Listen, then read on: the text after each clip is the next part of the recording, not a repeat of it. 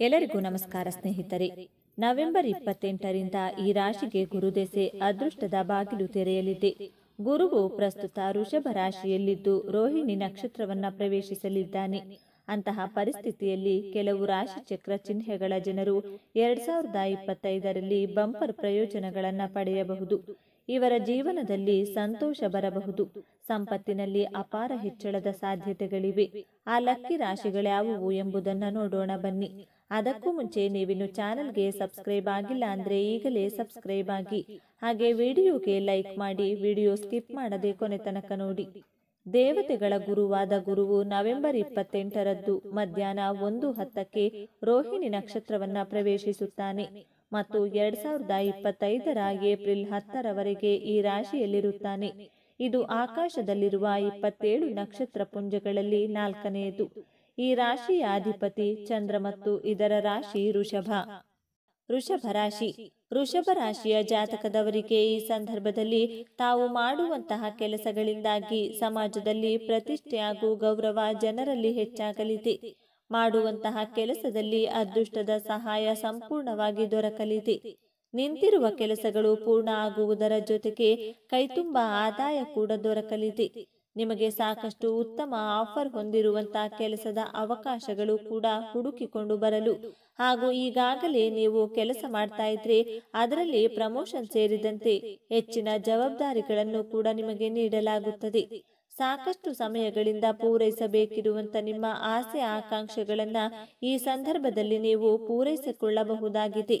ಆಧ್ಯಾತ್ಮಿಕದ ಕಡೆಗೆ ನಿಮ್ಮ ಒಲವು ಹೆಚ್ಚಾಗಿರಲಿದೆ. ಈ ಸಂದರ್ಭದಲ್ಲಿ ವೃಷಭ ರಾಶಿಯವರ ಜೀವನದಲ್ಲಿ ಸಾಕಷ್ಟು ಒಳ್ಳೆಯ ಬೆಳವಣಿಗೆಗಳು ನಡೆಯಲಿವೆ. ಗುರುವಿನ ಚಲನೆಯ ಕಾರಣದಿಂದಾಗಿ ವೃಷಭ ರಾಶಿಯವರ ಉದ್ಯೋಗ ಜೀವನದಲ್ಲಿ ಅವರ ನಿರೀಕ್ಷೆಯಂತೆ ಎಲ್ಲ ಕೆಲಸಗಳು ನಡೆಯಲಿವೆ. ವೃಷಭ ರಾಶಿಯವರ ಕೆಲಸದ ಜೀವನ ಅವರು ಅಂದುಕೊಂಡಂತೆ ಅವರಿಗೆ ತೃಪ್ತಿಯನ್ನ ನೀಡಲಿದೆ. ಈ ಸಮಯದಲ್ಲಿ ಜ್ಞಾನ ಹಾಗೂ ಅನುಭವವನ್ನು ನೀವು ಮಾಡುವಂತಹ ಕೆಲಸದಿಂದ ಪಡೆದುಕೊಳ್ಳಲಿದ್ದೀರಿ. ನಿಮ್ಮ ಉದ್ಯೋಗ ಕ್ಷೇತ್ರದಲ್ಲಿ ಬರುವಂತಹ ಎಲ್ಲ ಅಡೆತಡೆಗಳನ್ನು ನೀವು ಮೀರಲಿದ್ದೀರಿ. ಯಾವುದೇ ರೀತಿಯ ಚಾಲೆಂಜ್ಗಳು ಬಂದರೂ ಕೂಡ ವೃಷಭ ರಾಶಿಯವರ ಆತ್ಮವಿಶ್ವಾಸದಲ್ಲಿ ಹೆಚ್ಚಳವಾಗಿ ಕೆಲಸವನ್ನ ಎಷ್ಟೇ ಕಷ್ಟ ಇದ್ರೂ ಸುಲಭ ರೀತಿಯಲ್ಲಿ ಮಾಡಿ ಮುಗಿಸುತ್ತಾರೆ. ಇದರಿಂದ ವೃಷಭ ರಾಶಿಯವರ ದಕ್ಷತೆಯಲ್ಲಿ ಇನ್ನಷ್ಟು ಹೆಚ್ಚಳ ಕಂಡು ಬರಲಿದೆ. ಮಕರ ರಾಶಿಯವರು ಉದ್ಯೋಗದ ಬಗ್ಗೆ ಯಾವುದೇ ರೀತಿಯ ಚಿಂತೆ ಪಡಬೇಕಾದ ಅಗತ್ಯವಿಲ್ಲ. ಯಾಕಂದ್ರೆ ವೈದಿಕ ಜ್ಯೋತಿಷ್ಯ ಶಾಸ್ತ್ರದಲ್ಲಿ ಮಕರ ರಾಶಿಯವರನ್ನ ಅತ್ಯಂತ ಬುದ್ಧಿವಂತ ರಾಶಿಯವರೆಂಬುದಾಗಿ ಕರೆಯಲಾಗುತ್ತದೆ. ಹಾಗೂ ತಮ್ಮ ಬುದ್ಧಿವಂತಿಕೆಯ ಆಧಾರದ ಮೇಲೆ ಮಕರ ರಾಶಿಯವರು ಉತ್ತಮವಾದ ಕೆಲಸವನ್ನ ಪಡೆದುಕೊಳ್ಳಲಿದ್ದಾರೆ. ನೀವು ಕೆಲಸ ಮಾಡುವ ಸ್ಥಳದಲ್ಲಿ ಉತ್ತಮವಾದ ಫಲಿತಾಂಶವನ್ನ ನೀಡುವ ಮೂಲಕ ನಿಮ್ಮ ಕೆಲಸದ ಮೂಲಕ ಒಳ್ಳೆಯ ಆರ್ಥಿಕ ಆದಾಯವನ್ನ ಕೂಡ ಸಂಪಾದನೆ ಮಾಡುವಂತ ಲಕ್ಷಣವನ್ನ ಹೊಂದಿದ್ದಾರೆ. ನಿಮ್ಮ ಸಂಬಳ ಹೆಚ್ಚಾಗೋದಕ್ಕೆ ನೀವು ಹೆಚ್ಚಿನ ಸಮಯವನ್ನ ಪಡೆದುಕೊಳ್ಳಬೇಕಾದ ಅಗತ್ಯವಿಲ್ಲ. ವೇಗವಾಗಿ ನಿಮ್ಮ ಸಂಬಳ ಹೆಚ್ಚಾಗುತ್ತದೆ. ವೃಷಭ ರಾಶಿಯಲ್ಲಿ ಗುರುವಿನ ಚಲನೆ ಎನ್ನುವುದು ಖಂಡಿತವಾಗಿಯೂ ನಿಮ್ಮ ಕೆಲಸದ ಜೀವನದಲ್ಲಿ ಉತ್ತಮ ಫಲಿತಾಂಶಗಳನ್ನ ಪಡೆದುಕೊಳ್ಳುವುದರ ಮುನ್ಸೂಚನೆಯಾಗಿರುತ್ತದೆ ಅನ್ನೋದ್ರಲ್ಲಿ ಯಾವುದೇ ಅನುಮಾನವಿಲ್ಲ. ಈ ರಾಶಿಯವರಿಗೆ ವಿಶೇಷವಾಗಿ ಫಲದಾಯಕ ದಿನವಾಗಿದೆ. ಶನಿದೇವನ ಕೃಪೆಯಿಂದ ಈ ರಾಶಿಯವರಿಗೆ ಈಡೇರದ ಇಷ್ಟಾರ್ಥಗಳು ನೆರವೇರಲಿದ್ದು ಇದರಿಂದ ಅವರ ಮನಸ್ಸಿಗೆ ಸಂತೋಷವಾಗುತ್ತದೆ. ಹಣ ಗಳಿಸುವ ಅವಕಾಶವು ದೊರೆಯುತ್ತದೆ. ಸಿಂಹರಾಶಿ. ಗುರು ರೋಹಿಣಿ ನಕ್ಷತ್ರವನ್ನ ಪ್ರವೇಶಿಸಿ 12ನೇ ಮನೆಯಲ್ಲಿ ನೆಲೆಸಲಿದ್ದಾನೆ. ಅಂತಹ ಪರಿಸ್ಥಿತಿಯಲ್ಲಿ ಸಿಂಹರಾಶಿಯ ಜನರು ವಿಶೇಷ ಪ್ರಯೋಜನಗಳನ್ನ ಪಡೆಯಬಹುದು. ಬಹುಕಾಲದಿಂದ ಬಾಕಿ ಉಳಿದಿರುವ ಕೆಲಸಗಳನ್ನ ಪೂರ್ಣಗೊಳಿಸಬಹುದು. ಹಠಾತ್ ಆರ್ಥಿಕ ಲಾಭದ ಸಾಧ್ಯತೆಗಳಿವೆ. ಹೊಸ ಉದ್ಯೋಗವನ್ನ ಹುಡುಕುತ್ತಿರುವ ಜನರು ಸಹ ಯಶಸ್ಸನ್ನ ಸಾಧಿಸಬಹುದು. ವೇತನ ಹೆಚ್ಚಳದ ಸಾಧ್ಯತೆಗಳಿವೆ. ಹೊಸ ವ್ಯವಹಾರವನ್ನ ಪ್ರಾರಂಭಿಸುವ ಆಲೋಚನೆಯಲ್ಲಿರುವ ಜನರು ಈ ಅವಧಿಯಲ್ಲಿ ಲಾಭವನ್ನ ಪಡೆಯಬಹುದು. ವಿದೇಶದಲ್ಲಿ ಉದ್ಯೋಗ ಬಯಸುವವರಿಗೆ ಅನುಕೂಲವಾಗಲಿದೆ. ವಿದೇಶದಿಂದ ವ್ಯಾಪಾರ ಮಾಡುವವರು ಭಾರಿ ಲಾಭ ಪಡೆಯಬಹುದು. ಸಮಾಜದಲ್ಲಿ ಗೌರವ ಹೆಚ್ಚಾಗುತ್ತದೆ. ಚಂದ್ರನ ನಕ್ಷತ್ರಕ್ಕೆ ಗುರುವಿನ ಪ್ರವೇಶದಿಂದಾಗಿ ಸಿಂಹರಾಶಿಯವರ ಜೀವನದಲ್ಲಿ ಹಣಕಾಸಿನ ಸಂಪಾದನೆ ಹೆಚ್ಚಾಗಲಿದೆ ಹಾಗೂ ಆರ್ಥಿಕ ಪರಿಸ್ಥಿತಿಯನ್ನ ಅವರು ಇನ್ನಷ್ಟು ಸುಧಾರಿಸಿಕೊಳ್ಳಬಹುದಾಗಿದೆ. ಜೀವನದಲ್ಲಿರುವಂತಹ ಎಲ್ಲ ಚಿಂತೆಗಳು ಕೂಡ ದೂರವಾಗಿ ಖುಷಿ ನೆಲೆಸಲಿದೆ. ಸಾಕಷ್ಟು ಸಮಯಗಳಿಂದ ನೀವು ಪ್ರಾರಂಭ ಮಾಡಬೇಕಾಗಿರುವಂತಹ ಬಿಸ್ನೆಸ್ ಅನ್ನ ಈ ಸಂದರ್ಭದಲ್ಲಿ ನೀವು ಪ್ರಾರಂಭವನ್ನ ಮಾಡಬಹುದು. ಈ ಸಂದರ್ಭದಲ್ಲಿ ಪ್ರಾರಂಭ ಮಾಡುವಂತಹ ವ್ಯಾಪಾರದಿಂದ ನೀವು ಕೈತುಂಬ ಹಣವನ್ನ ಗಳಿಸಬಹುದಾಗಿದೆ. ನಿಮ್ಮ ಕಠಿಣ ಪರಿಶ್ರಮದಿಂದ ವಿದೇಶದಲ್ಲಿ ಕೆಲಸ ಮಾಡಬೇಕು ಎನ್ನುವಂತಹ ನಿಮ್ಮ ಕನಸನ್ನು ಕೂಡ ನನಸು ಮಾಡಿಕೊಳ್ಳಬಹುದಾಗಿದೆ.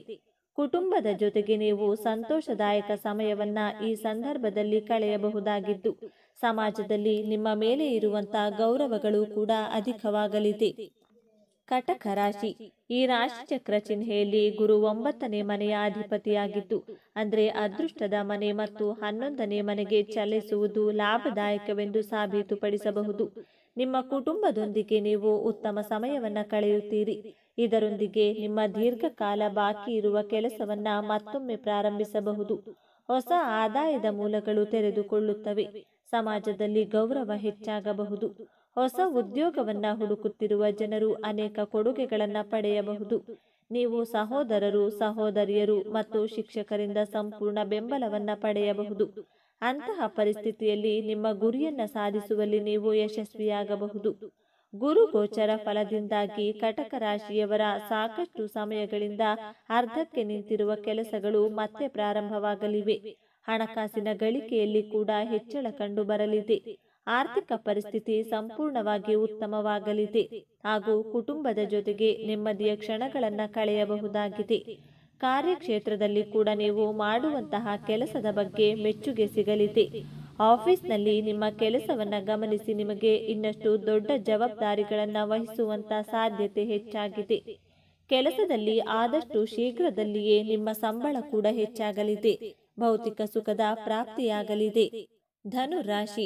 ರೋಹಿಣಿ ನಕ್ಷತ್ರವನ್ನ ಪ್ರವೇಶಿಸಿದ ನಂತರ ಗುರುವು ಈ ರಾಶಿಯಲ್ಲಿ 6ನೇ ಮನೆಯಲ್ಲಿರುತ್ತಾನೆ. ಅಂತಹ ಪರಿಸ್ಥಿತಿಯಲ್ಲಿ ಈ ರಾಶಿ ಚಕ್ರ ಚಿಹ್ನೆಯ ಜನರು ಹಠಾತ್ ಆರ್ಥಿಕ ಲಾಭವನ್ನ ಪಡೆಯಬಹುದು. ಇದರೊಂದಿಗೆ ಭವಿಷ್ಯಕ್ಕಾಗಿ ಉಳಿತಾಯ ಮಾಡುವಲ್ಲಿಯೂ ಯಶಸ್ವಿಯಾಗಬಹುದು. ನಿಮ್ಮ ಅನೇಕ ಆಸೆಗಳು ಈಡೇರಬಹುದು.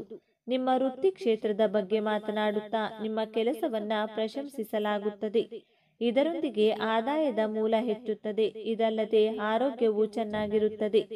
ಸಾಕಷ್ಟು ಸಮಯಗಳಿಂದ ಕೆಲಸ ಇಲ್ಲದೆ ಕಷ್ಟಪಡುತ್ತಿರುವಂತಹ ಧನು ರಾಶಿಯವರಿಗೆ ಈ ಸಮಯದಲ್ಲಿ ಕೈತುಂಬ ಸಂಬಳ ಸಿಗುವಂತಹ ಕೆಲಸ ಸಿಗಲಿದೆ. ಬೇರೆ ಬೇರೆ ಆದಾಯದ ಮೂಲಗಳು ಕೂಡ ಸೃಷ್ಟಿಯಾಗಲಿವೆ ಹಾಗೂ ಕೆಲಸದಲ್ಲಿ ಒಂದಕ್ಕಿಂತ ಹೆಚ್ಚಿನ ಕೆಲಸ ಸಿಗಲಿದೆ. ಒಬ್ಬ ಉದ್ಯೋಗಿಯಾಗಿ ಹಾಗೂ ಉದ್ಯಮದ ಮಾಲೀಕನಾಗಿ 2 ವಿಧದಲ್ಲಿ ಕೂಡ ನೀವು ಲಾಭವನ್ನ ಸಂಪಾದನೆ ಮಾಡಲಿದ್ದೀರಿ. ಪಾರ್ಟ್ನರ್ಶಿಪ್ ಕೆಲಸ ಮಾಡುವವರಿಗೂ ಕೂಡ ಈ ಸಂದರ್ಭದಲ್ಲಿ ಲಾಭ ಕಟ್ಟಿಟ್ಟ ಬುತ್ತಿಯಾಗಿದ್ದು, ಒಂದು ವೇಳೆ ನೀವು ನಿಮ್ಮದೇ ಆದಂತಹ ಉದ್ಯಮವನ್ನ ಹೊಂದಿದ್ರೆ ಅದನ್ನ ಇನ್ನಷ್ಟು ದೊಡ್ಡದಾಗಿ ವಿಸ್ತರಿಸಬಹುದಾದಂತಹ ಅವಕಾಶ ನಿಮಗಿದೆ. ಇತ್ತೀಚಿನ ದಿನಗಳಲ್ಲಿ ನಿಮ್ಮ ಉದ್ಯೋಗ ಕ್ಷೇತ್ರದಲ್ಲಿ ಕೆಲವೊಂದು ಚಾಲೆಂಜ್ಗಳನ್ನು ನೀವು ಎದುರಿಸುತ್ತಿರಬಹುದು. ಆದರೆ ಹೆಚ್ಚು ದಿನಗಳ ಕಾಲ ಕಷ್ಟಪಡಬೇಕಾದ ಅಗತ್ಯವಿಲ್ಲ. ಆ ಎಲ್ಲ ಸಮಸ್ಯೆಗಳು ದೂರವಾಗಲಿವೆ. ಹಿರಿಯ ವರಿಷ್ಠ ಅಧಿಕಾರಿಗಳ ಜೊತೆಗೆ ಕೂಡ ಕೆಲಸದ ಬಗ್ಗೆ ನೀವು ಚರ್ಚಿಸಬಹುದಾದಂತಹ ದೊಡ್ಡ ಮಟ್ಟದ ಅವಕಾಶಗಳನ್ನು ಪಡೆದುಕೊಳ್ಳುತ್ತೀರಿ ಹಾಗೂ ನಿಮ್ಮ ಕೆಲಸದಿಂದ ಮೆಚ್ಚುಗೆ ಪಡೆದ ಅವರು ಇನ್ನಷ್ಟು ದೊಡ್ಡ ಮಟ್ಟದ ಜವಾಬ್ದಾರಿಗಳನ್ನು ನಿಮಗೆ ನೀಡಲಿದ್ದಾರೆ. ಒಟ್ಟಾರೆಯಾಗಿ ನೀವು ಕೆಲಸ ಮಾಡುತ್ತಿರುವ ಕ್ಷೇತ್ರದಲ್ಲಿ ಹಿಂದೆಂದಿಗಿಂತಲೂ ಹೆಚ್ಚಾಗಿ ಸಾಧನೆ ಮಾಡುವ ಹಾಗೂ ಸಾಧಕರ ಸ್ಥಾನದಲ್ಲಿ ನಿಲ್ಲುವಂತಹ ಅವಕಾಶ ಸಿಗಲಿದೆ. ಒಂದು ವೇಳೆ ಹೊಸ ವ್ಯಾಪಾರವನ್ನ ಪ್ರಾರಂಭ ಮಾಡಬೇಕು ಅಂತ ಯೋಜನೆ ಹಾಕಿಕೊಂಡಿದ್ರೆ ಅದಕ್ಕೂ ಕೂಡ ಒಳ್ಳೆಯ ಸಮಯ. ಸ್ನೇಹಿತರೆ, ಈ ಮಾಹಿತಿ ನಿಮಗೆ ಇಷ್ಟವಾಗಿದ್ದಲ್ಲಿ ದಯವಿಟ್ಟು ಶೇರ್ ಮಾಡಿ, ಲೈಕ್ ಮಾಡಿ ಮತ್ತು ನಮ್ಮ ಚಾನೆಲ್ಗೆ ಸಬ್ಸ್ಕ್ರೈಬ್ ಆಗಿ. ಎಲ್ಲರೂ ಭಕ್ತಿಯಿಂದ ಓಂ ಶ್ರೀ ಶನೇಶ್ವರ ನಮಃ ಅಂತ ಕಮೆಂಟ್ ಮಾಡಿ. ಧನ್ಯವಾದಗಳು.